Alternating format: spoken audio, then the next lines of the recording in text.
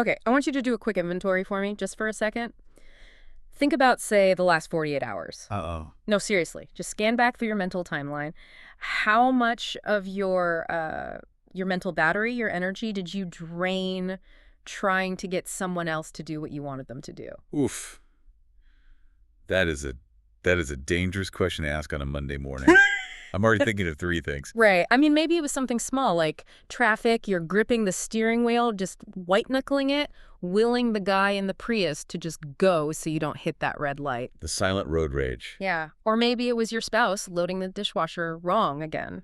The forks are down instead of up, and you're just stewing about it, rehearsing the conversation in your head. And it doesn't matter, but it feels like it matters so much in that moment. It feels like everything. Or maybe maybe it's deeper. Maybe you're literally losing sleep because your sister is dating a guy you know is just bad news, and you are spending hours rehearsing the speeches you're going to give her to fix it. It's the fixer instinct. It feels like love, it feels like caring, but really, we burn so many calories, so much emotional bandwidth, trying to engineer outcomes that are, frankly, completely outside our jurisdiction. Outside our jurisdiction. I love that phrase because that is exactly what we are diving into today. We are looking at a concept that, I gotta say, feels like a relief the second you hear it. It's called the let them theory, and it's been popularized by Mel Robbins. And look, before anyone rolls their eyes and says, oh, the 5-second rule, lady, just pause for a second.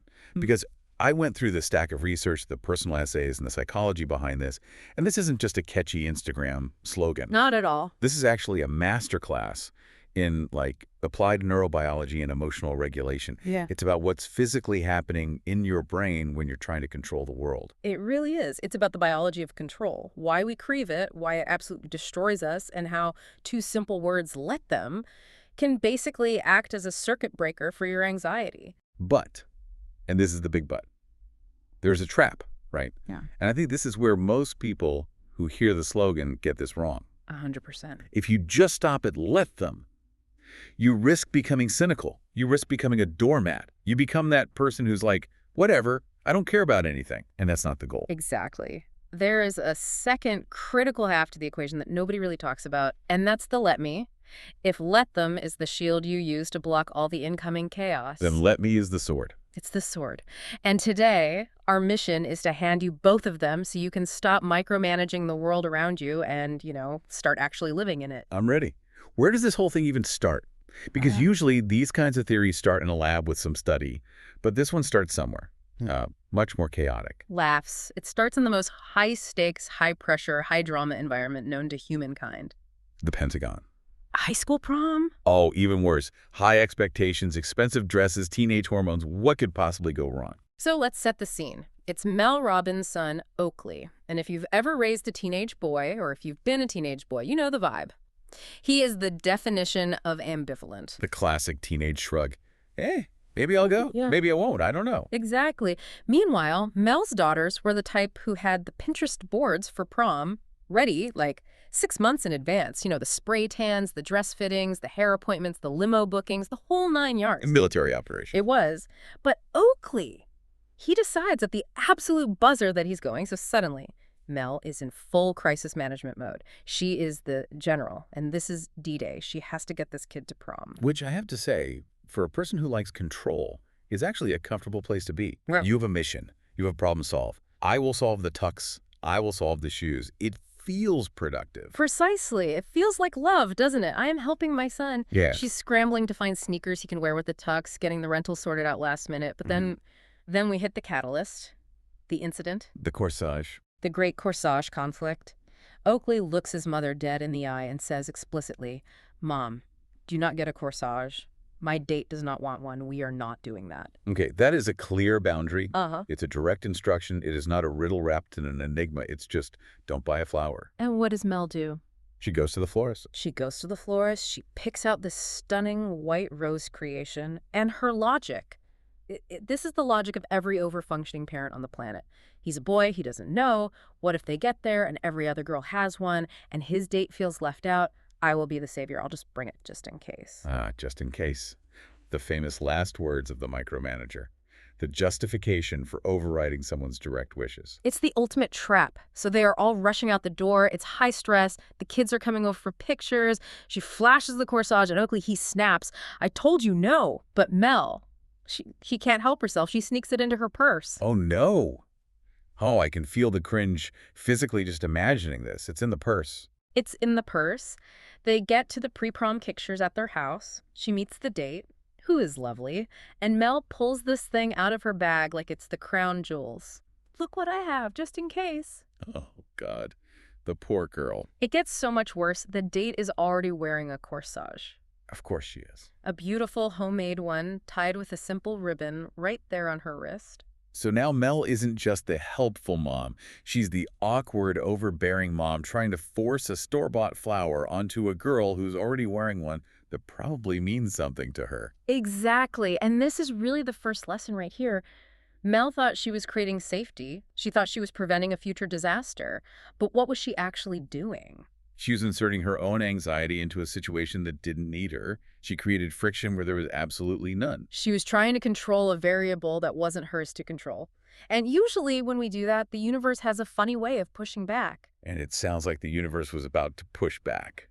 Hard. Oh, the universe must have a wicked sense of humor, because right after the corsage debacle, the sky just opens up. I mean, a torrential downpour, not just rain. We are talking about a monsoon. And how many kids are at her house for these pictures? 20. 20. In tuxes and gowns. 20 teenagers. In tuxedos, gowns, updos, hairspray, makeup, the whole thing. And then the second shoe drops.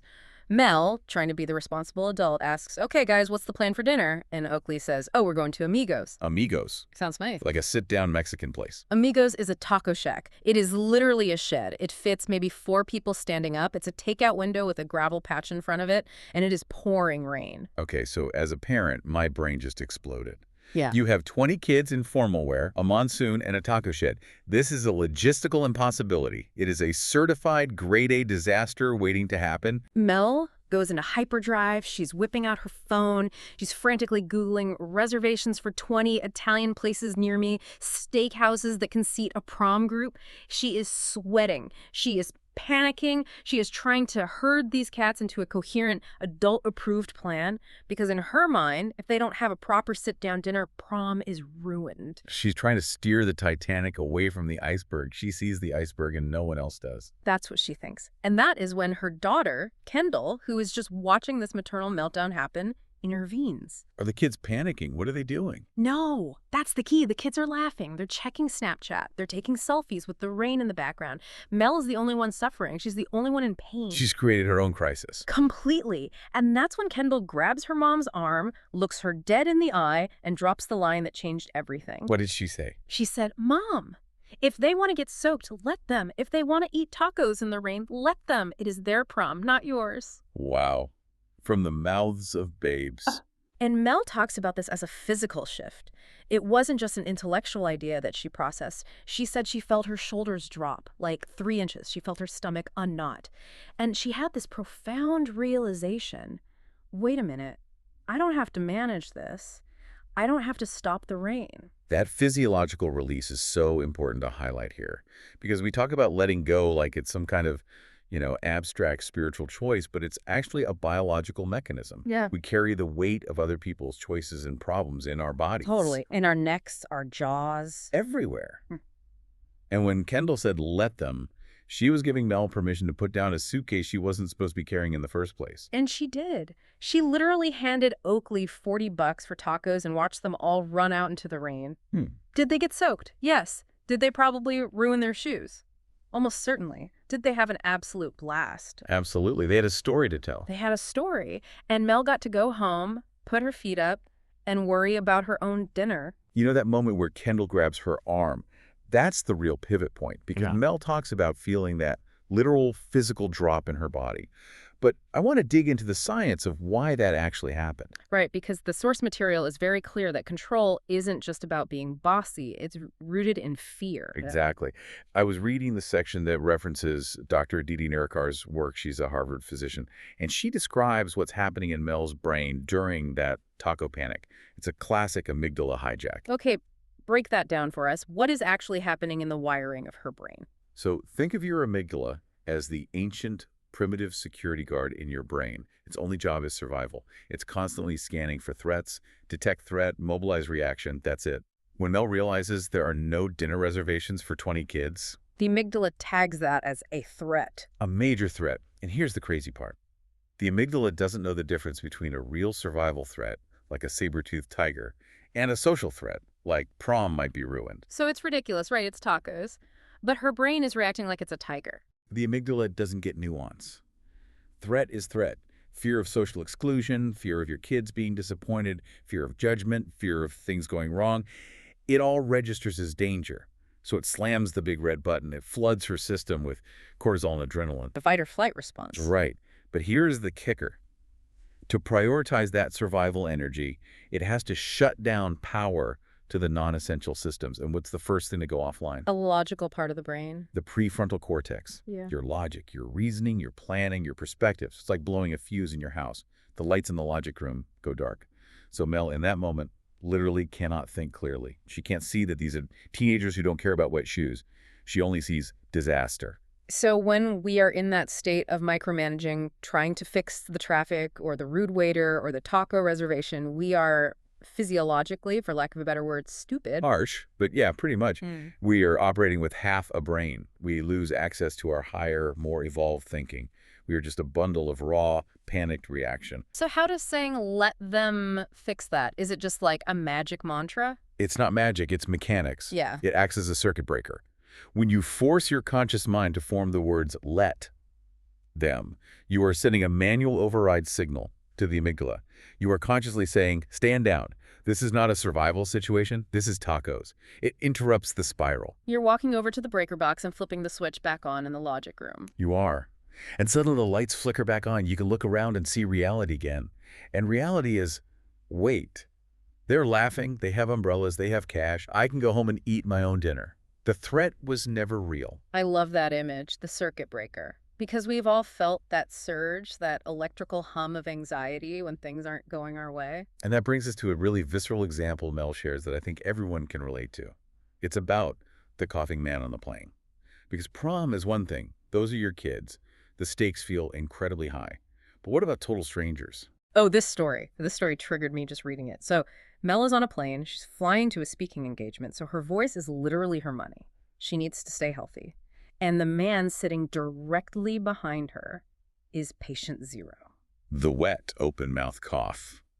The sound that sends a shiver down your spine. The worst. No hand covering it, just hacking, spraying germs into the recycled air, basically into the back of her head. I could feel the full-body recoil just hearing about it. Every muscle tenses up. And Mel starts spiraling. Immediately, she's getting angry. She's thinking, he is so rude. He's so selfish. I'm going to get sick. My speech is going to be ruined. She's glaring at him through the crack in the seats. She is just paralyzed by annoyance. She's miserable. She's holding her breath. She's tense. She's miserable. Let's pause there for a second. What is she actually achieving with all that tension and all that anger? Absolutely nothing. Zero. Is the guy coughing less because she's mad? Nope. Does he even know she's mad? He's probably watching a movie. Totally oblivious. The only person she is affecting is herself. She is ruining her own flight. She is bathing her own body in stress hormones. This is the perfect example of the illusion of control. She feels like if she stays tense enough, if she gets angry enough, she can somehow block the germs with her mind. It's magical thinking. So she catches herself. She uses the theory. Step one, let them. In this case, let him cough. Which feels so counterintuitive. It feels like surrender. It feels like saying, okay, fine, I'll just get sick. No. And this is the crucial part that I really want everyone to hear. Let them is not let people walk all over you. It's not passive acceptance of a bad fate. It's accept reality as it is. And what is the reality on that airplane? The reality is this man is coughing. And you can't stop him. You cannot intubate him. You cannot land the plane. You cannot force him to have the manners his mother should have taught him. That is the reality. So you accept the reality. Step one complete, the internal spiral stops. Then you immediately move to step two, which is the game changer. Let me take responsibility for my own safety and my own peace. So in Mel's case, what did that look like? She took out her noise-canceling headphones and put them on. Okay, that protects her peace. She doesn't have to hear the sound anymore. Then she took out a giant wrap scarf she had in her bag and wrapped it around her nose and mouth like a mummy. To protect her health. And notice the shift there, the immediate, powerful shift. She went from being a victim, this rude guy's doing this to me, to being an agent of her own life. I'm handling this. That's the formula. Let them creates the pause and accepts reality. Let me creates the solution and takes action. If you only do let them, you're just a martyr sitting there inhaling germs. You have to Right. take the action. That's so good. Stress isn't just what happens to you, it's how you react to what happens to you. Let them is the pause button on the reaction. Let me is the play button for your own empowered action. And if we don't use that full formula, we end up on what Mel called the seesaw. This is a really helpful visual from the source material, especially when it comes to social exclusion and rejection. Ah, the girl's weekend story. This one. This one hurt to read because I think I have been there. I think we have all been there. It's the modern torture device, Instagram. The fear of missing out weaponized and delivered directly to the palm of your hand. It's brutal. So Mel is just scrolling through her feed harmlessly on a Saturday night, and boom, she sees a photo. It's a group of her close friends, women she has known for years, raised kids with, gone through divorces with. Her people. Her people, and they are on a girls' trip. There are cocktails, there are boat rides, there are inside jokes in the caption, and Mel is sitting on her couch in her sweatpants, very much not invited. And immediately, the stomach drops. The spiral begins. She calls it stalker mode. And we all know what that is. She's analyzing the timestamps. She's zooming in on faces. She's rewinding the last year of every single interaction in her head. Did I say something wrong at the Christmas party? Did I not text back fast enough? Do they secretly hate me? Am I boring now? This is where she introduces the seesaw analogy. I think this is so brilliant. Imagine a seesaw on a playground. When Mel feels rejected, she emotionally sinks to the bottom. She feels heavy, inferior, jealous, small. Right. Her side of the seesaw hits the dirt. And by definition, that means the other women go up. In her mind, they hold all the power. They're the cool ones, the popular ones, the ones who have it all together.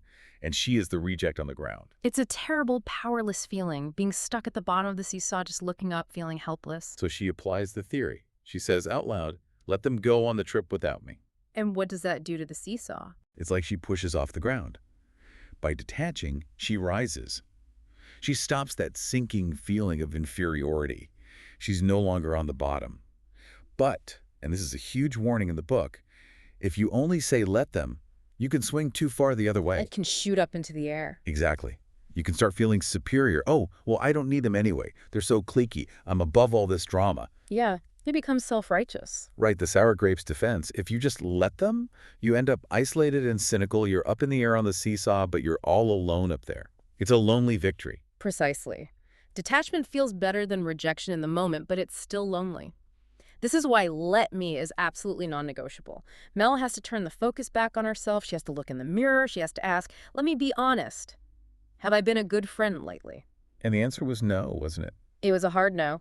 She realized she'd been consumed by work, traveling constantly, totally absent. She hadn't reached out to any of them in months. She hadn't initiated anything, so let me take responsibility for my part in this. The action step. If she wants a vibrant social life, she has to create it.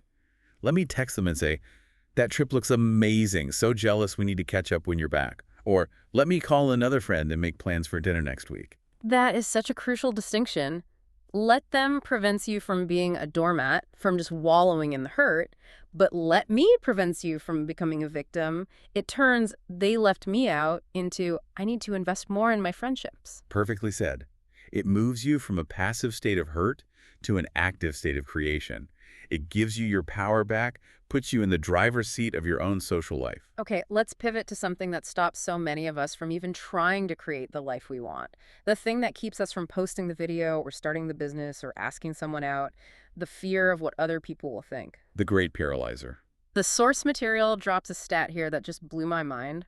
The average human has approximately 70,000 thoughts a day. 70,000. It's a staggering number. Yeah. And if you really stop and think about your own mind for a minute, it's just a chaotic stream of consciousness. It's not an organized essay.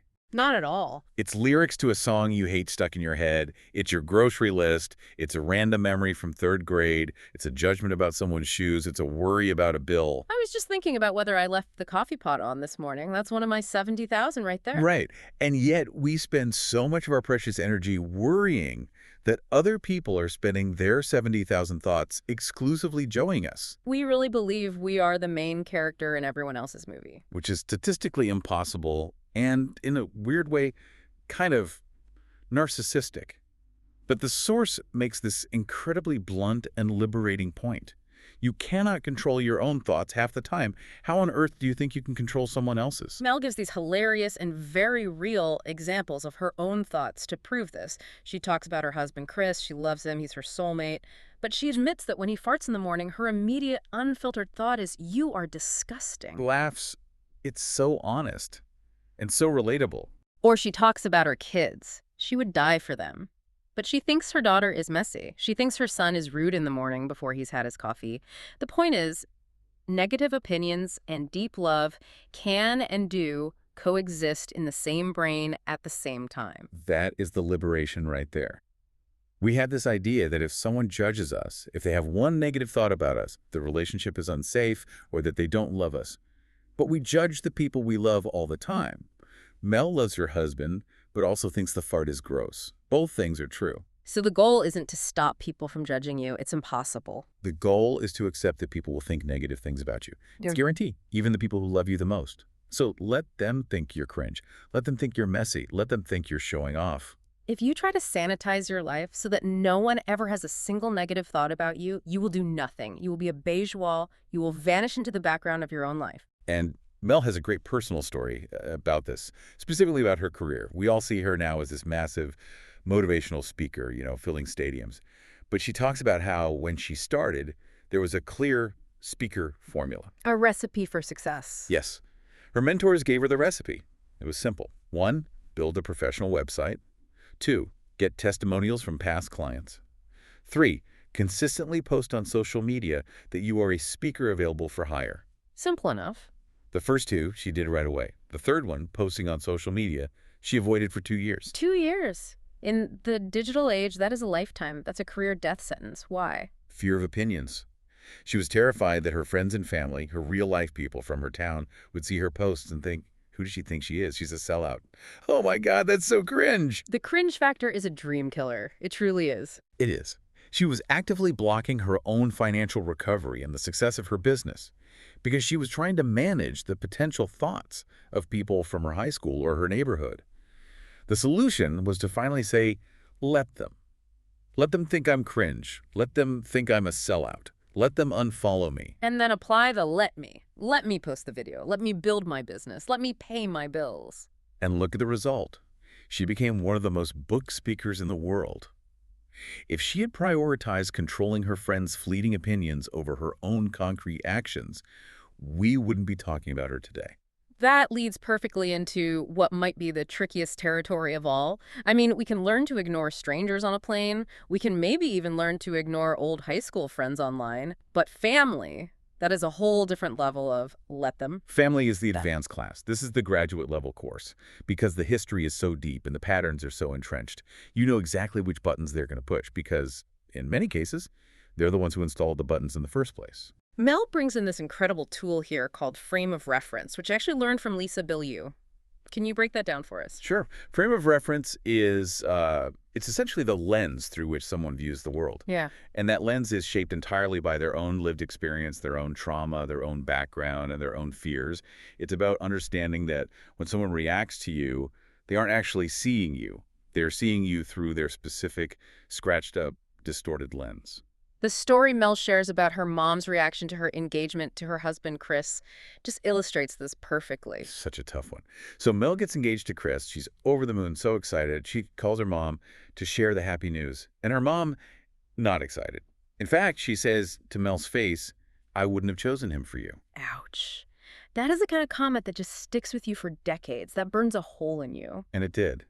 Mel says she held a grudge for years. Yeah. She interpreted it as her mom not supporting her or judging Chris or just being cruel and unloving in a moment that should have been joyful. But then, years later, she applied the frame of reference tool. Right. She had to take a step back and look at her mom's life, at her mom's lens. What was her mom's story? Her mom left her own family home at 17, moved far, far away, and essentially never went back. So, in her mom's frame of reference, what does marriage mean? It means leaving. It means loss. It means separation. It means your daughter is gone. And Chris was from the East Coast, while Mel's family was in the Midwest. Ah, so her mom wasn't seeing Chris the person. She was seeing a map. She was seeing her daughter moving 1,000 miles away. Her comment wasn't judgment. It was grief. It was fear. She was afraid Mel would leave and never come back, just like she had. And the really crazy part is, Mel did move away. Her mom's fear came true. She did. Her mom was right to be afraid, from her perspective. But understanding that frame of reference changes the entire energy of the memory. It doesn't mean you have to agree with the comment or that it didn't hurt, but it allows you to detach from the personal injury of it. You can say, let her be afraid of losing me, instead of carrying the story that my mom hates my husband. It totally balances the power dynamic. It turns a villain in your story into just a human being with their own baggage and their own fears. And this is so, so important for blended families and step families too. The source material touches on this briefly, but it's huge. A new step-parent entering a family is a massive shock to the system. Oh, totally. A seismic event. If you are that new step-parent, you have to let them, the step-kids, grieve the loss of their original family unit. Let them be sad or angry. Let them see you as a threat initially. Because in their frame of reference, you are a disruption.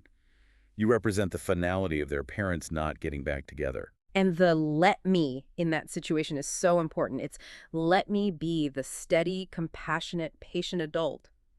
Instead of demanding instant love or respect, let me give them the time and space they need to adjust. Exactly. You don't take their reaction personally. You understand their lens. You don't try to force a connection. You just create a safe space for one to maybe grow someday. Speaking of being the steady adult, let's talk about emotional maturity. Because the source material drops a truth bomb that I think explains about 90% of all the drama in workplaces and relationships. Is it the 8-year-old theory? It is the 8-year-old in a big body theory. This comes from a therapist named Dr. Ann Davin, and it's so powerful. The concept is that most adults walking around are just 8-year-olds in big bodies. They never actually learned how to regulate their emotions. They just got taller and got credit cards and mortgages. I see this everywhere now that I know about it. The road rage, the passive-aggressive emails, the slamming doors, the silent treatment, it's all just adult tantrums. Let's take the silent treatment. It is a classic childish tactic. What does a little kid do when they're mad? They go pout in the corner to get a parent to come over and soothe them. Look at me, I'm upset. Coax me out of it. Right. Come fix my feelings for me. When an adult gives you the silent treatment, they're doing the exact same thing. They're trying to emotionally force you to chase them and ask, what did I do wrong? Please talk to me. So how do we apply the theory to an adult who is essentially throwing a tantrum? You have to stop chasing.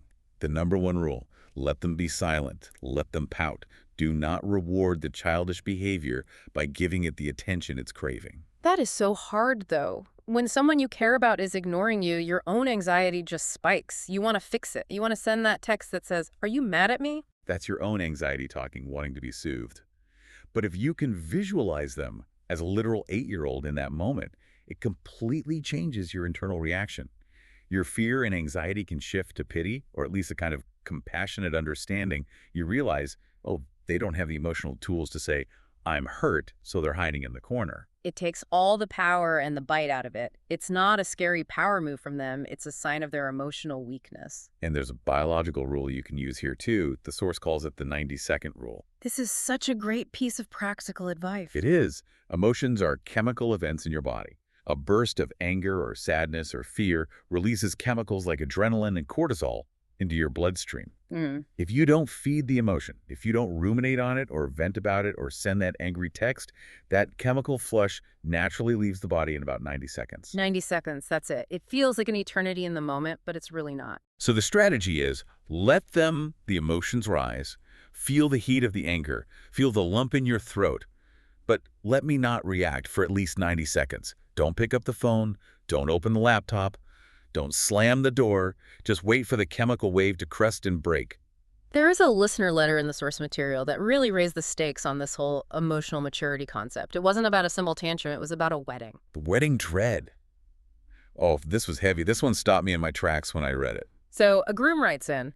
He is just filled with dread about his upcoming wedding. He knows deep down in his gut that it's a mistake.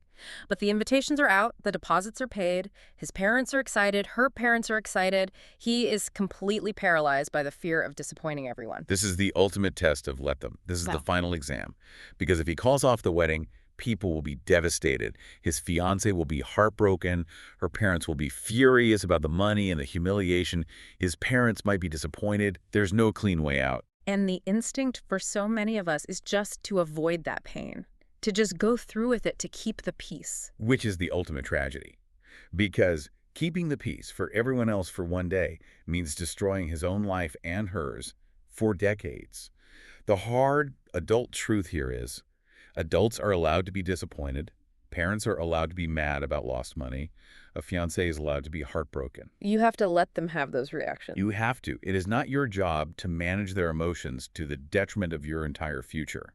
If you marry someone to avoid a difficult conversation, you are setting yourself and them up for a lifetime of resentment and a much more painful divorce down the line. So what's the let me part in that awful situation? Let me be brave enough to be the villain in their story temporarily in order to save everyone's future. It's a paradox. The most compassionate thing he can do for her is to be the bad guy now. Because if he marries her knowing it's wrong, That is a much deeper, more profound betrayal. He's stealing her chance to find someone who is 100% in, who is thrilled to be marrying her. Avoiding the hard decision now creates infinite pain later. that's a really powerful reframing. Being the villain in the short term is actually the act of greatest integrity in the long term. Often, yes. Real integrity is rarely painless or easy. We have time for one more major section, and it's a big one. It's the thief of all joy. Comparison. Comparison. The source material is very, very blunt here, and I appreciate it. It just says, life isn't fair. Get over it. It really isn't. Some people are born richer or better looking or with a faster metabolism or with innate musical talent. That's just the deal. And Mel breaks comparison down into two distinct types. Type 1 is comparison as torture. This is when you compare yourself to fixed, unchangeable traits in another person. She uses her own daughter, Sawyer, as an example. Sawyer would apparently compare herself constantly to her sister, Kendall. Kendall has a totally different body type. She can eat whatever she wants and stay thin, and she was born with perfect pitch. And Sawyer would just beat herself up because she doesn't have those specific things. That is self-torture. Those are the fixed cards you were dealt. Yeah. You cannot change your bone structure or your DNA. Obsessing over it is what psychologists call upward comparison, and it's a guaranteed way to destroy your self-esteem. You have to let them have their genetics. It has nothing to do with your worth. But then there is type 2, which is the powerful one. Comparison as a teacher. This is what she calls the expanders concept. Yes. This is when you feel jealous of something that is actually achievable. Yeah. The jealousy is a signal. Mel tells this great story about her friend Molly, who is a professional interior designer. And Molly is enraged, filled with irrational fury by one of her neighbors. This neighbor has no design experience, no training, but she starts an Instagram account for her home decor projects. And she's blowing up, getting sponsors, getting thousands of likes. And Molly, the actual pro, is just stewing in jealousy and rage. This is so fascinating because the jealousy is a clue you have to ask. Yeah. Why is Molly so mad? Is she mad because the neighbor is succeeding? Not really. No. She is mad because the neighbor is doing the very thing Molly knows she should be doing, but is too afraid to do. The neighbor is posting consistently. The neighbor is putting herself out there. The neighbor built a website. Molly was hiding, waiting to be discovered. Exactly. The neighbor isn't stealing Molly's clients. The neighbor is showing Molly the formula for success that Molly has been avoiding. The anger Molly feels is actually directed at herself for not starting sooner. So the move is to let them be your teacher. Right? Let her succeed. Let her show me that it's possible. And then, the powerful part, let me get to work. If she can do it with no degree, I can certainly do it with one. Yeah. You use that jealousy as fuel to finally put in the reps yourself. It flips the entire script from her success makes me a failure to her success shows me the way, I'm inspired and I'm late to the party, so let's go. Precisely. It turns a poison into a fuel. Okay, we have covered so much ground here. From prom tacos to coughing men, from social media seesaws to silent treatments in relationships. Let's try to bring it all home. What is the overarching fundamental takeaway here? It really all comes down to that simple two-step process. Step 1, let them. You have to consciously detach from the obsessive, draining, and ultimately futile need to control other people's feelings, actions, or opinions. It is a waste of your life force, and it is a battle you will always lose. And step 2, which is the one people forget. Let me. You take all that energy you just reclaimed and you pour it back into your own life. You take radical responsibility for your own peace, your own actions, your own happiness, and your own future. The source material calls this entering your let me era. I like that a lot. It's a declaration of independence. It's the profound realization that no one is coming to save you, but also that no one can stop you but you. And Mel ends with a really provocative thought for all of us listening. We so often play the victim or the martyr in our own lives because we refuse to let them be who they are. We stay in the bad relationship, holding our breath, waiting for them to change. We stay in the dead-end job, waiting for the boss to finally notice us. We hold our breath, Yeah. literally and figuratively, waiting for an apology that is never, ever coming. So the final challenge is exhale. Stop holding your breath. The apology isn't coming. The change isn't coming from them. So the only question left is, what are you going to do? As the poet Mary Oliver wrote, tell me, what is it you plan to do with your one wild and precious life? You can spend it trying to control everyone else's life, or you can spend it living your own. I know what I'm choosing. Let them create the chaos. Yeah. Let me go get tacos. Well, let's go get tacos. That's the perfect summary. Thanks for diving deep with us on this one. We'll see you next time.